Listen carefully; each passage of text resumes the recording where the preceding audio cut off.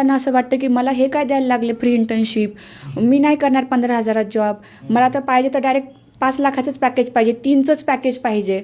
पण मला सगळ्यांना हे विचारावं असं वाटतं की जसं की आता तुम्ही किंवा एक पालक म्हणून जर आपण ह्या गोष्टीकडे बघतोय, तर मग तुमच्या पालकांनी कितीपासून सुरुवात केली होती?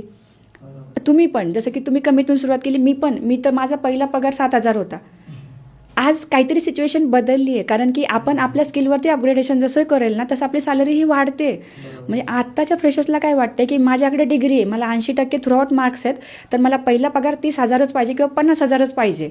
तर मी ह्या सगळ्या फ्रेशर्सला हेच सांगेल की आत्ता जे मार्क्स तुम्हाला मिळतात आहेत की त्याच्यामध्ये आता 100 आउट ऑफ 100 थेरॉटिकल क्वेश्चन नाही राहिलेले, तुम्हाला 20 मार्क्स तिथं काहीतरी प्रॅक्टिकल हे द्यावं लागतं आणि 80 मार्क्सचाच पेपर राहिलं. म्हणजे माझ्या काळात कसं होतं ना की 100 मार्क्सचा पूर्ण पेपर मला 3 तासात लिहावाच लागत होता आणि तेच माझं भविष्य ठरवत होतं.